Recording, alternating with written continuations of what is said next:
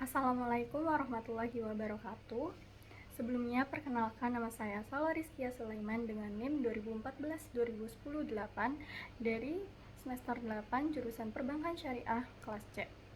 Tujuan dalam video kali ini dibuat untuk menyelesaikan salah satu ujian komprehensif kompetensi khusus dengan dosen penguji, yaitu Bapak Budi Sudrajat MA. Dalam video kali ini terdiri dari 6 ayat mengenai ekonomi dan 6 hadis mengenai ekonomi. Pembahasan pertama yaitu mengenai 6 ayat tentang ekonomi. Dalam surat Al-Jumu'ah ayat 9 hingga 10 yaitu tentang jual beli dengan berbunyi, ya ayyuhallazina amanu iza nudiya lis-sholati min yaumil jumu'ati fas'au ila zikrillah wa zarul bai' dzalikum khairul lakum in kuntum ta'lamun. Lalu ayat 10-nya, fa iza qudiyatis sholatu fantashiru fil ardi wabtaghu min fadlillahi wadhkurullaha katsiran la'allakum tuflihun. Dengan artinya yaitu apabila sholat Jumat telah dilaksanakan, bertebaranlah kamu di bumi, carilah karunia Allah, dan ingatlah Allah sebanyak-banyaknya agar kamu beruntung. Apabila sebagian mereka melihat perdagangan atau permainan, mereka segera berpencar menuju padanya dan meninggalkan engkau Nabi Muhammad yang sedang berdiri berkhotbah. Katakanlah, apa yang ada di sisi Allah lebih baik daripada permainan dan perdagangan. Allah pemberi rezeki yang terbaik. Lalu yang kedua dari surat Al-Baqarah ayat 275 tentang riba dengan berbunyi, allazina ya'kuluna riba la yaqumuna illa kama yaqumul ladzi yatakhabbathu syaitanu minal mas bi annahum qalu innamal bai'u mithlu riba wa ahallallahu al-bai'a wa harrama riba faman ja'ahu mau'izatun min rabbih fantaha falahu ma salaf wa amruhu ilallah wa man ada fa ulaika ashabun nar hum fiha khalidun. Yang artinya, orang-orang yang memakan bertransaksi dengan riba tidak dapat berdiri kecuali seperti orang yang berdiri sempoyongan karena kesurupan setan. Demikian itu terjadi karena mereka berkata bahwa jual beli itu sama dengan riba, padahal Allah telah menghalalkan jual beli dan mengharamkan riba. Siapapun yang telah sampai kepadanya peringatan dari Tuhannya menyangkut riba, lalu dia berhenti, sehingga apa yang telah diperolehnya dahulu menjadi miliknya dan urusannya terserah kepada Allah. Siapa yang mengulangi transaksi riba, mereka itulah penghuni neraka, mereka kekal di dalamnya. Lalu yang ketiga dari surat Al-Baqarah ayat 282 mengenai utang piutang dengan berbunyi, ya ayyuhallazina amanu iza tadayantum bidainin ila ajalin musamma faktubu wal yaktub bainakum katibun bil adl wala ya'ba katibun ayyaktuba kama allamahullahu falyaktub wal yumlil ladzi alaihil haqq wal yattaqillaha rabbahu wa la yabkhas minhu syai'a fa in kana alladzi alaihil haqqu safihan aw dha'ifan aw la yastati'u an yumilla huwa falyumlil waliyuhu bil adl wastashhidu syahidaini mir rijalikum fa illam yakuna rajulaini farajulun wa imra'atani mimman tardawna minasyuhada'i an tadilla ihdahuma fatudzakkira ihdahuma al-ukhra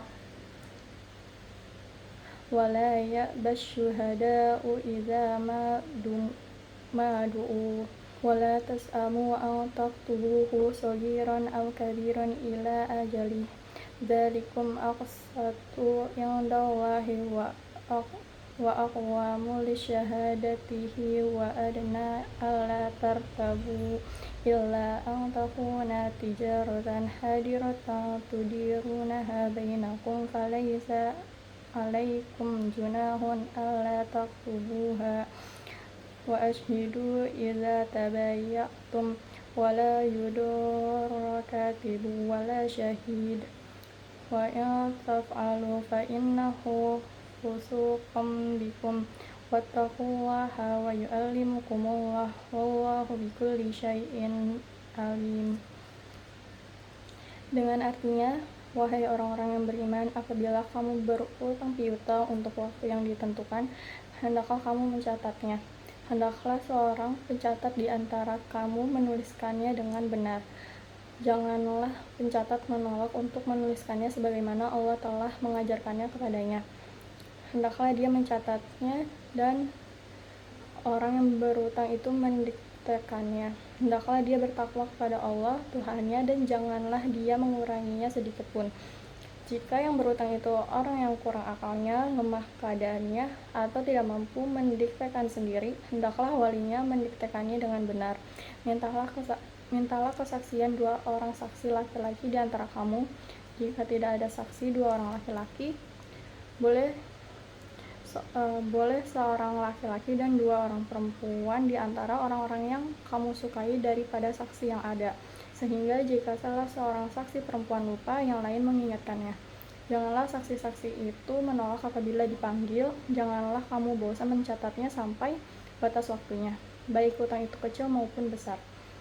Yang demikian itu lebih adil di sisi Allah, lebih dapat menguatkan kesaksian dan lebih mendekatkan kamu pada ketidakraguan, kecuali jika hal itu merupakan perniagaan tunai yang kamu jalankan di antara kamu. Maka tidak ada dosa bagi kamu jika kamu tidak mencatatnya. Ambillah saksi apabila kamu berjual beli dan janganlah pencatat mempersulit atau dipersulit, begitu juga saksi. Jika kamu melakukan yang demikian, sesungguhnya hal itu suatu kefasikan padamu. Bertakwalah kepada Allah. Allah memberikan pengajaran kepadamu dan Allah Maha mengetahui segala sesuatu. Yang keempat yaitu dari surat Al-Imran ayat 180 tentang larangan kikir. Dengan berbunyi, wala yahsabannal ladzina yabkhuluna bima atahumullahu min fadlihi huwa khairal lahum bal huwa syarrul lahum sayatawaquna ma bahilu bihi yaumal qiyamah walillahi mirasus samawati wal ard wallahu bima ta'maluna khabir. Dengan artinya, jangan sekali-sekali orang-orang yang kikir dengan karunia yang Allah anugerahkan kepadanya mengira bahwa kekikiran itu baik bagi mereka. Sebaliknya, kekikiran itu buruk bagi mereka. Pada hari kiamat, mereka akan dikalungi dengan sesuatu yang dengannya mereka berbuat kikir. Milik Allah lah warisan yang ada di langit dan bumi. Allah Maha teliti terhadap apa yang kamu kerjakan. Yang kelima dari surat Al-Hajj ayat 7 tentang prinsip distribusi aset. Dengan berbunyi, ma'afa Allahu ala rasulihi min ahlil qura walillahi walirrasuli walizil qurba wal yatama wal masakini wa banis sabil kay la yakuna dulatan bainal awniya'i minkum wa ma atakumur rasulu fakhudhuhu wa ma nahakum anhu fatahu wattaqullah innallaha syadidul iqab. Dengan artinya, apa saja harta yang diperoleh tanpa peperangan yang dianugerahkan Allah kepada Rasulnya dari penduduk beberapa negeri adalah untuk Allah, Rasul, kerabat Rasul, anak yatim, orang miskin, dan orang yang dalam perjalanan. Demikian agar harta itu tidak hanya beredar di antara orang-orang kaya saja di antara kamu. Apa yang diberikan Rasul kepadamu, terimalah. Apa yang dilarangnya bagimu, tinggalkanlah. Bertakwalah kepada Allah, sesungguhnya Allah sangat keras hukumannya. Dan yang terakhir dari surat Al-Mutaffifin ayat 1 hingga 3 tentang berlaku adil dalam jual beli. Dengan berbunyi, wailul lil mutaffifin allazina idza qalu 'alan nasi yastawfun wa idza kaluhum aw wazanuhum yukhsirun. Dengan artinya, celakalah orang-orang yang curang dalam menakar dan menimbang. Mereka adalah orang-orang yang apabila menerima takaran dari orang lain, mereka minta dipenuhi. Tidakkah mereka mengira bahwa sesungguhnya mereka akan dibangkitkan? Baiklah, pembahasan selanjutnya yaitu mengenai hadis tentang ekonomi. Yang pertama yaitu hadis tentang anjuran bekerja. Ma'akala ahadum min bani adama ta'aman huwa khairul lahu min ayyakula min amali yadayhi. Qala nabiyullah wa kana Dawudu alaihi salamu ya'kulu min amali yadayhi. Yang artinya, tiada seorang pun yang makan makanan yang lebih baik daripada makan yang diperoleh dari hasil dari keringatnya sendiri. Sesungguhnya Nabi Allah Daud alaihissalam itu pun makan dari karyanya sendiri. Hadis riwayat Bukhari. Yang kedua yaitu hadis tentang konsumsi, yaitu anjuran untuk memakan sesuatu yang halal dan baik. Innal halalu bayyinu wa innal harama bayyinu wa bainahuma umuru mustabihatu la ya'lamuhunna katsirun minan nas faman ittaqa syubuhati faqad istabra'a lidinihi wa irdihi wa man waqa'a fisyubuhati waqa'a fil haram karra'i yar'a hawlal hima yushiku ayyarta'a fihi wa inna likulli malikin himma ala wa inna hamillahi maharimuhu ala wa inna fil jasadi mudghatan idza salahat salahal jasadu kulluhu wa idza fasadat fasadal jasadu kulluhu ala wa hiya qalb. Artinya halal itu jelas, haram juga jelas. Di antara keduanya adalah subhat. Tidak banyak manusia yang mengetahui. Barang siapa yang menjaga diri dari subhat, maka ia telah bebas untuk agama dan harga dirinya. Barang siapa yang terjerumus ke dalam subhat, maka ia diibaratkan pengembala sekitar tanah yang dilarang, yang dikhawatirkan terjerumus. Ingatlah, sesungguhnya setiap pemimpin punya bumi larangan. Larangan Allah adalah hal yang diharamkan oleh Allah Subhanahu wa Ta'ala. Ingatlah bahwa di dalam jasad terdapat segumpal daging. Jika baik, maka baiklah seluruhnya. Jika jelek, maka jeleklah seluruh tubuhnya. Ingatlah, daging itu adalah hati. Dari hadis riwayat Bukhari. Yang ketiga, adanya larangan untuk menjual barang yang cacat. Al-muslimu akhul muslim wala yahillul muslimi ba'a min akhihi bai'au fihi aibun illa bayyanahu lah. Yang artinya, seorang muslim adalah saudara lainnya. Tidak dihalalkan bagi seorang muslim menjual suatu barang kepada saudaranya yang di dalamnya mengandung cacat kecuali setelah ia menjelaskan kepadanya. Hadis riwayat Ibnu Majah. Yang keempat yaitu hadis larangan menimbun. Sami'tun nabiyya yaqulu man ihtakara 'alal muslimina ta'amahum darabahullah bil juzami wal iflas. Yang artinya, aku mendengar Nabi sallallahu alaihi wasallam bersabda, barang siapa menahan makanan keperluan kaum muslimin, maka Allah Subhanahu wa Ta'ala akan menimbulkan padanya kerugian dan kebangkrutan. Yang kelima yaitu hadis mengenai distribusi.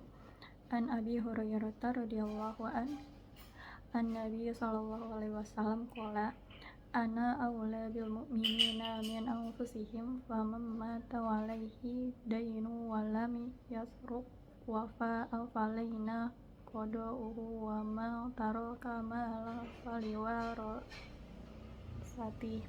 Yang artinya, saya lebih utama dengan mukminin. Barang siapa yang mati dan ia punya hutang, tidak meninggalkan apapun, maka saya membayarnya. Barang siapa yang meninggalkan harta, maka hak ahli warisnya. Dan yang terakhir yaitu hadis mengenai riba.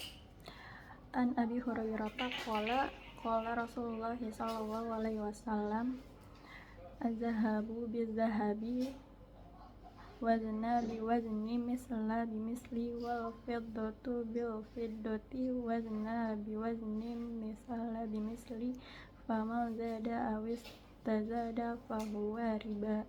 Yang artinya, Rasulullah Shallallahu Alaihi Wasallam bersabda, emas dengan emas sama timbangan dan ukurannya, perak dengan perak sama timbangan dan ukurannya. Barang siapa yang meminta tambahan maka termasuk riba. Demikianlah beberapa hal yang bisa saya sampaikan. Kurang lebihnya mohon maaf. Wassalamualaikum warahmatullahi wabarakatuh.